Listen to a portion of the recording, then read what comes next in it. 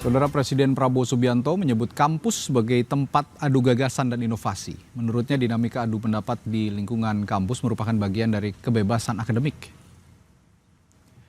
Prabowo bilang kebebasan akademik mesti dijaga demi menghasilkan buah pemikiran yang bermanfaat bagi rakyat. Ia mengaku tidak masalah dengan adanya perbedaan pendapat, namun ditegaskan agar aktivitas kebebasan ini tidak melebar menjadi kebebasan yang lain-lain. Pernyataan ini disampaikan Prabowo saat menghadiri penutupan Serasihan Kebangsaan Konvensi Sains, Teknologi, dan Industri Indonesia di JCC Jakarta. Di situ disebut bahwa kampus punya academic freedom. Academic freedom, kebebasan akademis, bukan kebebasan yang lain-lain. Apalagi kampus menjadi tempat pemikiran atau tempat katakanlah pertentangan. Biarlah kampus aktif menggeluti sains dan teknologi untuk memberi manfaat kepada rakyat yang membiayai kampus-kampus itu. Konferensi Republik batal menyelenggarakan konsolidasi nasional di kampus Universitas Indonesia Salemba. Meski demikian, konferensi tetap berjalan via daring atau online. Itu ruangan boleh dikunci, tapi gagasan tidak bisa dibatasi. Ketua Umum Panitia Konferensi Republik Sudirman Said mengungkap konsolidasi ini merupakan kelanjutan konferensi pertama di Universitas Gadjah Mada Yogyakarta akhir Mei lalu. Konferensi di Jakarta ini membahas platform gerakan dan gagasan kerja serta struktur dan format awal pembentukan organisasi. Sekitar 165 organisasi mengikuti konferensi yang bertajuk Jalan Menata Kembali Republik ini. Namun semalam sebelum acara, Universitas Indonesia mendadak melarang penyelenggaraan konferensi tersebut di kampus UI Salemba. Barangkali tidak benar-benar bulat masih Menyampaikan terima kasih kepada UI yang sejak awal memang sudah memberikan lampu hijau untuk diselenggarakan di sini. Tapi tiba-tiba tadi malam, dini hari tepatnya, kita mendapat keputusan tempat tidak bisa digunakan. Dan karena itu kita hari ini akan merubah mode dengan cara melanjutkannya melalui online. Semacam tekanan dari luar gitu. Dan memang kita membaca itu karena proses sejak awal UI sangat bersahabat, sangat akomodatif. Presiden Prabowo kemarin sebut kampus adalah tempat adu gagasan, bukan pertentangan. Prabowo juga sebut kampus punya kebebasan akademik, bukan kebebasan lain-lain. Lalu bagaimana membaca pernyataan Prabowo ini? Kita bahas bersama Ketua BEM UI, Yatalatov Mashum Imawan, dan anggota DPR RI dari fraksi Partai Gerindra, Bahtra Banong. Selamat malam, Bang Bahtra. Selamat malam, Mas. Selamat malam juga, Mas Yatov. Malam, Mas Radhi. Ya, saya ke Bang Bahtra dulu sebagai partai yang juga menaungi Pak Prabowo ya. Pak Prabowo sebagai presiden mengatakan kemarin bahwa kampus itu tempat kebebasan akademik, bukan kebebasan yang lain-lain katanya. Dan juga kampus merupakan tempat adu gagasan, bukan adu pertentangan. Apa maksudnya?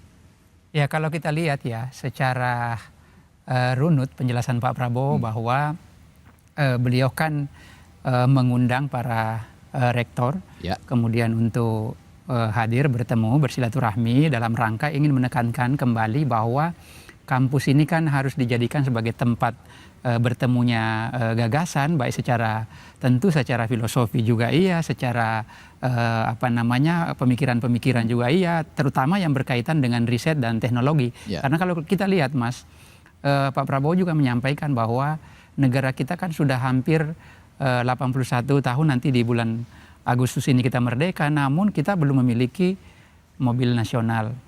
Motor aja kita nggak mampu produksi. Padahal sebetulnya banyak sekali ya pemikir-pemikir kita, akademisi-akademisi kita yang memang selama ini meriset tentang baik itu teknologi ataupun yang lain-lainnya. Nah, Pak Prabowo ingin mengembalikan fungsi kampus sehingga apa?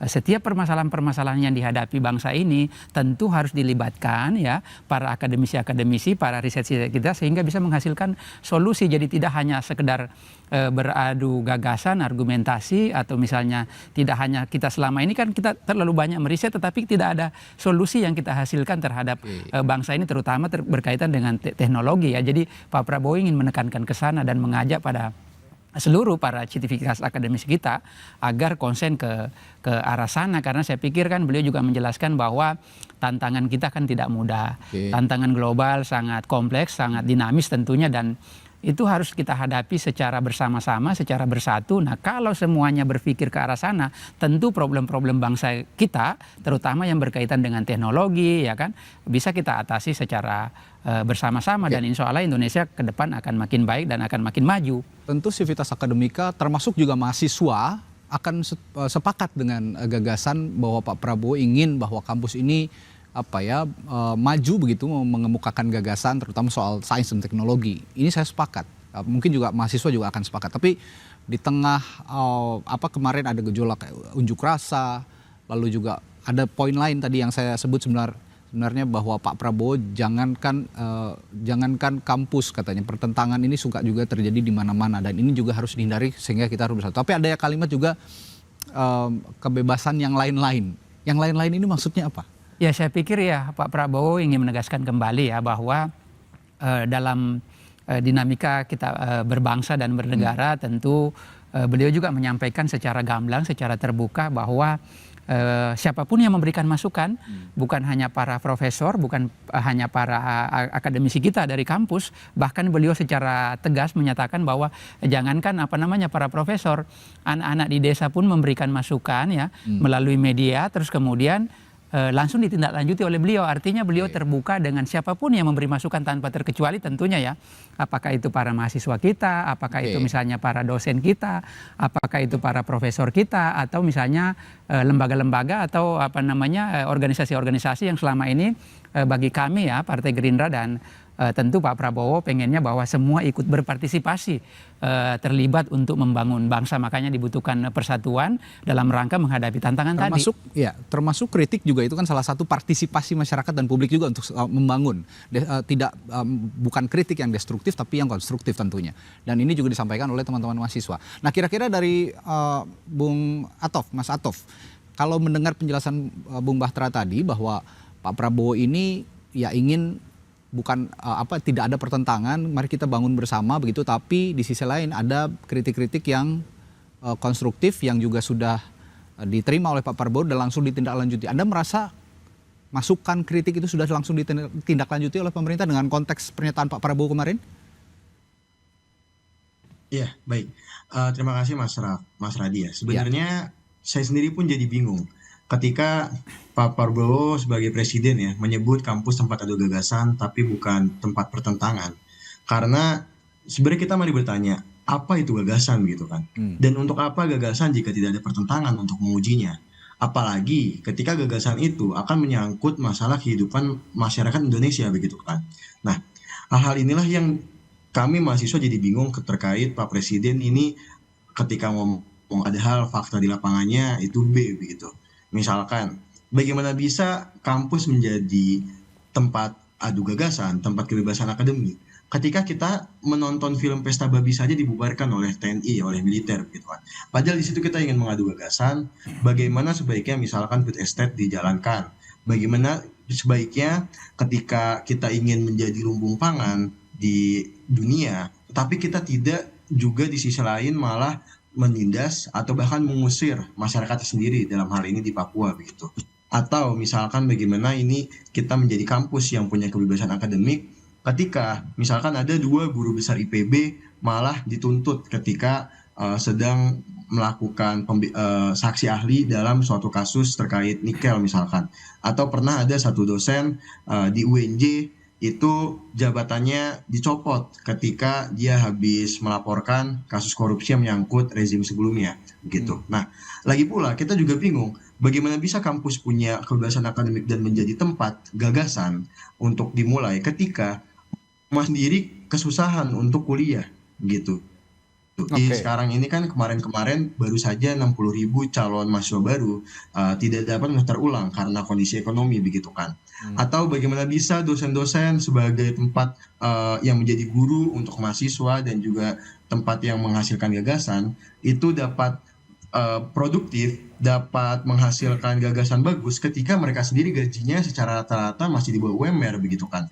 Hal-hal inilah yang kita juga jadi bingung ketika Prabowo menyebutkan suatu pernyataan tapi padahal fakta di lapangannya adalah tidak sesuai begitu. Lagi pula tadi kan sudah divalidasi oleh Pak Batra gitu ya. Beliau menyebutkan tadi Pak Prabowo ingin mengembalikan kampus kepada fungsi semulanya. Berarti memang sudah diakui bahwa kampus saat ini juga tidak berjalan seperti fungsi sebenarnya begitu. Oke, nah tadi Bung Batra mengatakan bahwa Pak Prabowo jika mendapatkan masukan, mendapatkan kritik itu juga langsung ditindaklanjuti. Itu dengan fakta-fakta yang sudah Anda kantongi tadi. Tapi bagaimana dengan fakta-fakta yang dipaparkan oleh Atof tadi? Bung Atof tadi mengatakan bahwa banyak sekali problematika yang juga belum terselesaikan dan bahkan sepertinya tidak didengar oleh pemerintah. Ya, lagi-lagi saya ingin mengatakan bahwa tegas sekali ya Pak Prabowo dalam pertemuan kemarin menyampaikan bahwa kepemimpinan beliau adalah kepemimpinan yang responsif, terbuka, menerima berbagai masukan dan tentu ingin beliau kepada berorientasi penyelesaian masalah. Jadi setiap apa yang menjadi penyampaian pandangan, penyampaian aspirasi ataupun dianggap sebagai kritikan, saran, beliau secara responsif untuk menindaklanjuti itu dan terbukti misalnya banyak sekali yang kita lihat ya. Misalnya contoh kecil terakhir misalnya anak dari desa meminta untuk dibangunkan jembatan, Pak Prabowo langsung menindaklanjuti apa yang menjadi aspirasi dari anak-anak desa sehingga bisa dibangunkan jembatan dan begitu pun saya pikir terkait soal problem-problem atau persoalan-persoalan lain karena memang beliau ingin ya kalau kita lihat sampaikan kemarin bahwa ada keprihatinan dari beliau ya bangsa kita sudah hampir 81 tahun merdeka tetapi banyak sekali yang membuat kita merasa miris ya, terutama tadi bahwa kita belum mampu punya mobil nasional, motor aja kita nggak mampu buat, apalagi teknologi yang lain. Artinya kita banyak ketinggalan dari negara-negara lain, maka dari itu Pak Prabowo di kepemimpinan beliau saat ini ingin betul-betul agar kontribusi ya para profesor kita, para akademisi kita dan semua saya pikir kalangan ya diajak untuk berkontribusi agar ikut terlibat membangun bangsa ini dan maka dari itu kita butuh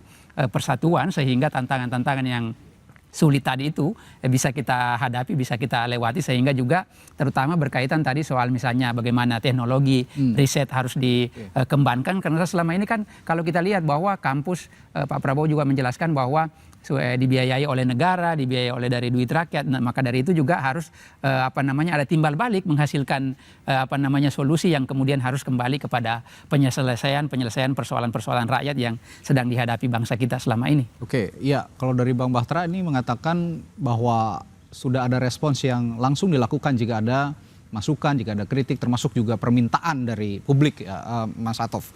Kalau dari Anda tadi kan masih banyak sekali sebenarnya yang belum diselesaikan juga oleh pemerintah permasalahan bangsa ini. Tapi kalau saya lihat apa yang dipaparkan oleh Bung Batra dan Bung Atof seperti tidak sinkron, tidak menyambung. Menurut Anda dispute-nya di mana, Mas Atof? Apakah ini masalah kanal komunikasi atau bagaimana?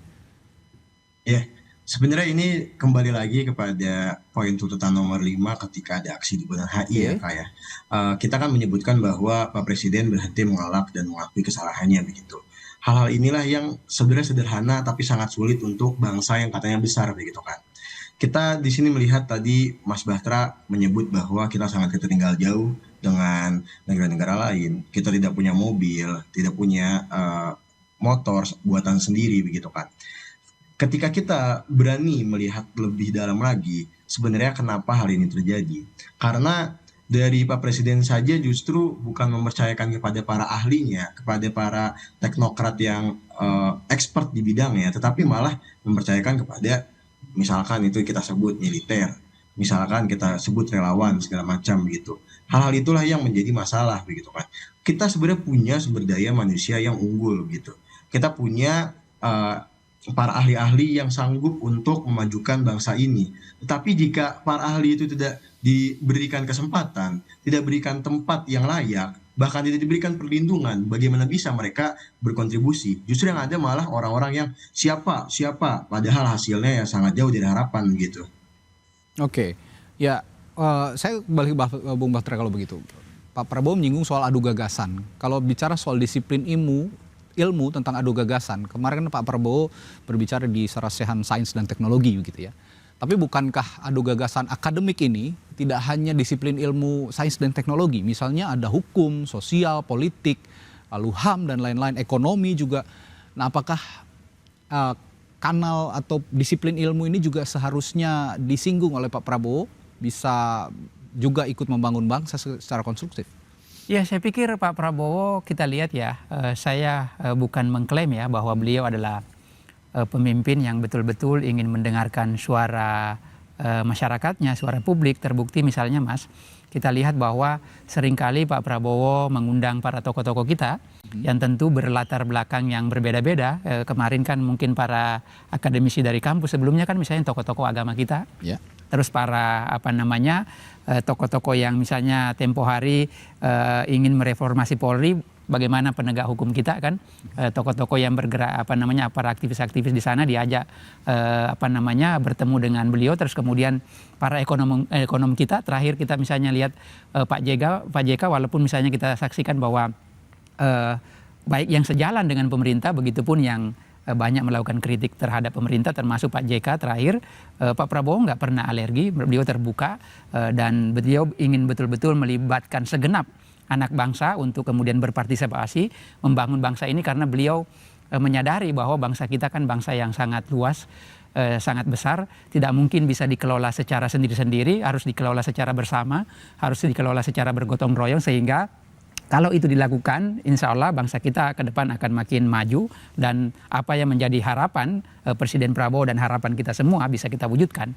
Oke, ya Mas Atov, tadi Bung Bahtera mengatakan bahwa yang mengkritik Pak Prabowo saja didengar gitu ya, suaranya, termasuk salah satunya Pak JK tadi mencontohkan Bang Bahtera. Lah, ini apakah Pak Prabowo juga mengatakan bahwa ini bentuk bahwa dirinya tidak alergi terhadap kritik. Nah, apakah cara menyampaikan kritiknya yang tidak diinginkan pemerintah, atau bagaimana pola komunikasi yang baik seperti apa sebaiknya untuk menyampaikan kritik kepada pemerintah melalui teman-teman mahasiswa? Saya akan tanyakan hal itu nanti, tapi setelah jeda ya Mas Atov, sesaat lagi di Sapa Indonesia Malam. Ya, kami lanjutkan perbincangan, saudara. Tadi saya bertanya ke mahasiswa UI, Mas Atov yang bergabung malam hari ini. Kalau tadi seperti Bung Bahtera mengatakan bahwa Pak Prabowo itu tidak alergi terhadap kritik. Tapi menurut Anda sebagai mahasiswa yang minggu-minggu kemarin menyampaikan aspirasi, menyampaikan kritik kepada pemerintah, apakah respons pemerintah melalui Presiden Pak Prabowo ini juga sudah didengar kritik-kritiknya atau bagaimana, Mas Atov? Baik, sebenarnya di sini ada dua ya, simpel saja. Ketika ada klaim yang menyebutkan bahwa Pak Presiden tidak alergi kepada kritik, lalu kenapa ketika Pak Presiden melakukan pidato, isinya tuh lebih banyak merendahkan dibanding mencerahkan kehidupan bangsa begitu? Bagaimana bisa misalkan Presiden suatu negara yang katanya besar menyebut kata nye ketika pidato, menyebut kata endasmu ketika pidato, menyebut kata-kata tuduhan, misalkan antek-antek asing dan segala macamnya ketika pidato begitu. Lagi pula juga misalkan kita menyebutkan bahwa Pak Presiden tidak alergi kepada kritik, lalu bagaimana bisa sekarang pers atau jurnalistik itu ditekan ketika masa pemerintahan Prabowo gitu? Atau misalkan bagaimana dulu sempat ada jurnalis yang ingin bertanya kepada Pak Presiden, tetapi Pak Presiden malah enggan menjawabnya gitu. Nah, hal-hal itulah kan sebenarnya suatu kondisi umum yang sebenarnya terjadi begitu. Lalu ketika kita spesifik kepada kampus, tadi saya sudah menyebutkan di awal-awal bahwa jika memang pemerintahan Pak Presiden tidak alergi kepada kritik dan ingin beradu gagasan, lalu kenapa program-programnya, program prioritas itu jadi dalam sekejap mata gitu. Secepat-cepatnya ketika konsep dibuat, secepat-cepatnya ketika dieksekusi, yang akhirnya malah menimbulkan banyak lubang-lubang korupsi begitu. Misalkan kita lihat MBG, itu kan pemerintah sangat buru-buru begitu kan. Lalu kita lihat sekarang bahwa ada 1 triliun per bulan, ada 100 di Cilacap SPPG yang fiktif gitu kan. Nah, hal inilah yang jika memang pemerintah serius untuk adu gagasan, terbuka kepada kritik, dan menganggap kampus itu punya kebebasan akademik, maka coba buka dialog yang bermakna, bukan yang panelisnya atau isinya dipilih oleh dan dikurasi oleh pemerintah begitu. Oke, dialog tanpa kurasi dari pemerintah. Bagaimana merespon ini? Ya, saya pikir kalau kita lihat ya, lagi-lagi saya ingin menekankan bahwa kurang apa lagi Pak Prabowo untuk melakukan dialog sama semua dianggap tokoh-tokoh bangsa kita yang punya pengalaman di pemerintahan, yang punya pengalaman di berbagai bidang tentunya, diajak diskusi, ya tidak hanya di istana tapi diajak ke Hambalang. Secara pribadi ingin Pak Prabowo menyampaikan gagasan-gagasannya agar beliau bisa sharing, karena kan beliau menyampaikan dengan lugas ya bahwa bangsa yang besar itu adalah bangsa yang mau mengakui sesuatu terus kemudian mencarikan solusinya, sehingga apa? Kita bisa hadapi secara bersama dan betul-betul setiap persoalan-persoalan itu ada solusi yang kita dapatkan kemudian untuk kita perbaiki yang dianggap masih kurang baik, karena tentu kan begini.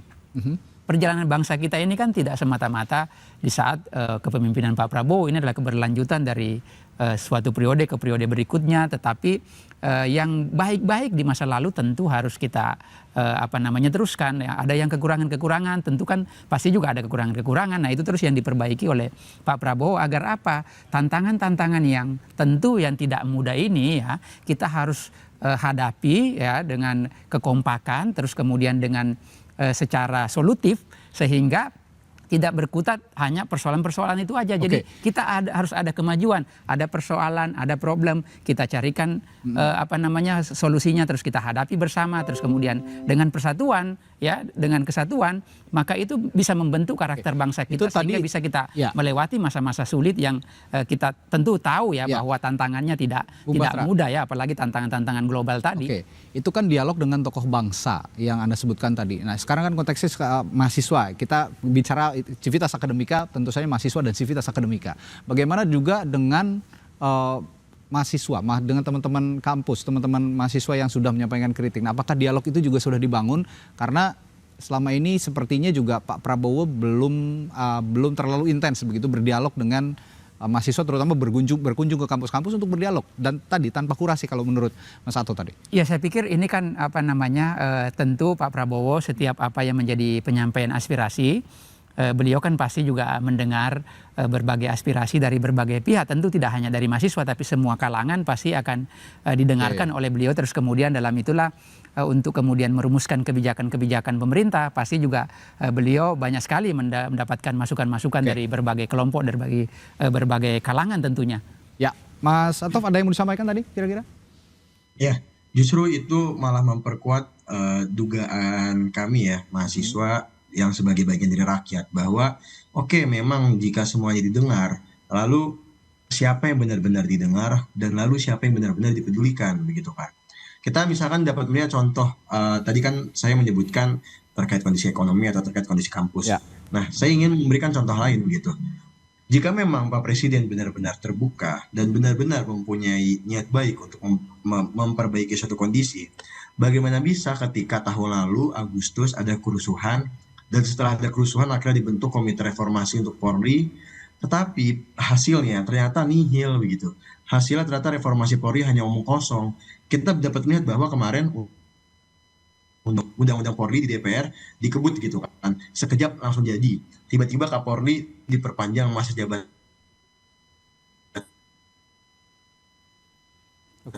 Ini hanya klaim omong kosong belaka begitu. Lalu jika memang pemerintah terbuka terkait dialog gitu kan.